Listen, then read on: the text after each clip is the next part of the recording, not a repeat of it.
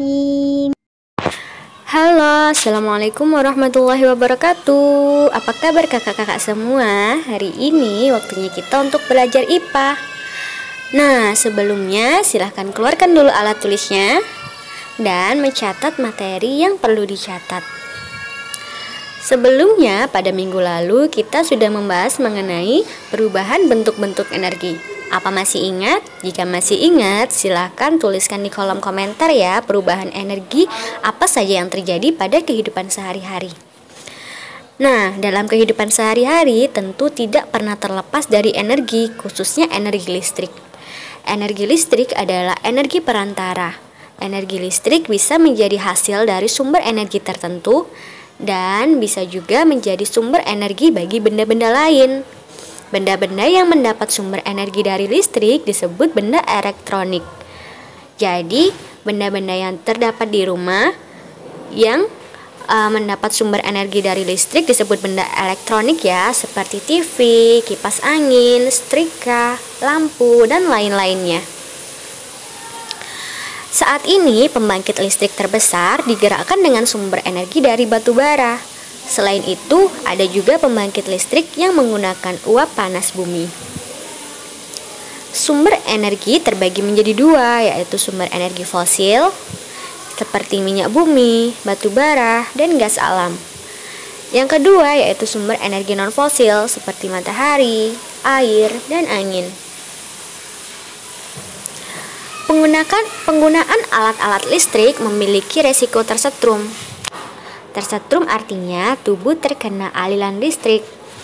Nah, berikut akan Ustazah sampaikan hal-hal yang dapat dilakukan saat berhubungan dengan listrik.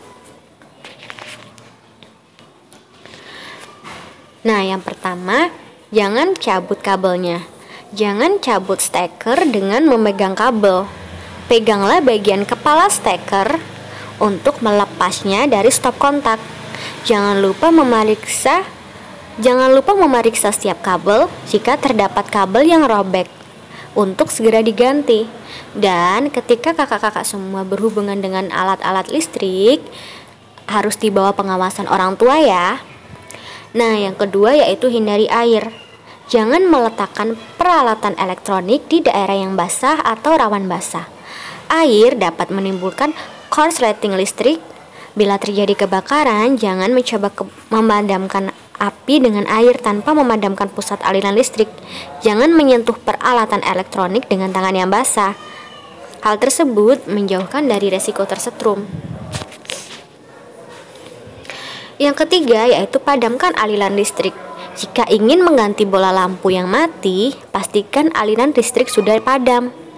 Gunakan sarung tangan atau lap kering agar terhindar dari kontak langsung dengan stop kontak. Yang keempat, waspadai kabel listrik. Listrik bisa mengalir melalui benda yang dapat mengaliri listrik. Jika menemukan kabel listrik terjatuh, jangan menyentuh apapun yang terkena kabel tersebut. Yang kelima yaitu gunakan penutup stop kontak. Pasangkan penutup pada stop kontak. Stop kontak yang tidak berpenutup terkadang dapat menyetrum. Nah, yang keenam, permainan yang aman. Jangan bermain layang-layang di tempat yang penuh dengan kabel listrik karena benang dari layang-layang dapat mengakibatkan korsleting listrik apabila menyangkut pada kabel. Yang ketujuh, gunakan sesuai pemakaian. Pastikan mencabut peralatan rumah tangga yang menggunakan listrik saat tidak digunakan. Nah, yang selanjutnya kita akan membahas mengenai energi alternatif. Yang pertama ada sinar matahari. Yang kedua air. Yang ketiga angin. Yang keempat panas bumi. Yang kelima biogas. Dan yang terakhir adalah biodiesel. Nah, sinar matahari. Kita akan membahas mengenai yang pertama kita akan membahas mengenai sinar matahari terlebih dahulu ya.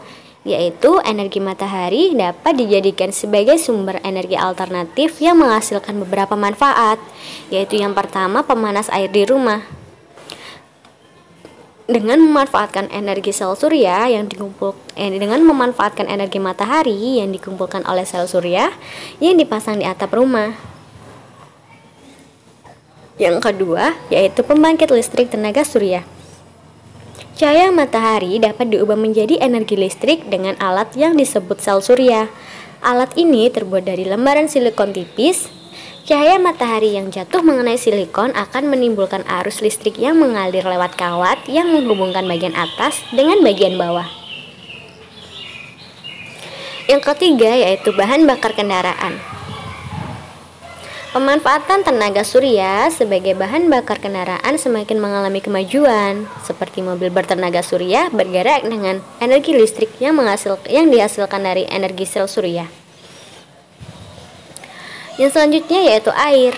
Aliran-aliran air dapat dimanfaatkan sebagai pemutar turbin yang menggerakkan generator listrik untuk menghasilkan energi listrik. Aliran yang deras membuat energi listrik yang dihasilkan semakin besar. Energi listrik yang dihasilkan dari air mengalir disebut energi hidroelektrik. Nah, ini adalah contoh dari proses pembuatan listrik dari energi air, yaitu terdapat aliran sungai yang mengalir, kemudian kincir angin, turbin atau dinamo yang mengubah energi air menjadi energi listrik yang kemudian akan disalurkan ke perumahan-perumahan penduduk. Yang selanjutnya yaitu angin. Angin dapat diubah menjadi energi listrik dengan menggunakan turbin angin seperti pada gambar. Biasanya turbin angin terdapat di daerah-daerah maju. Nah, selanjutnya yaitu panas bumi. Energi panas dari inti bumi disebut dengan panas bumi atau geotermal. Energi panas ini dapat diubah menjadi energi listrik. Batuan panas di bawah permukaan bumi akan menghasilkan uap panas. Di permukaan bumi, uap tersebut akan menggerakkan turbin yang kemudian menggerakkan generator. Generator akan mengubah energi gerak dari turbin menjadi energi listrik. Yang selanjutnya yaitu biogas. Biogas merupakan energi alternatif yang diperoleh dari kotoran hewan, misalnya sapi dan kerbau. Biogas dapat digunakan sebagai bahan bakar kompor karena menghasilkan gas metana. Yang selanjutnya, ini merupakan contoh gambar dari proses biogas. Jadi berasal dari kotoran sapi yang kemudian ditampung pada tangki.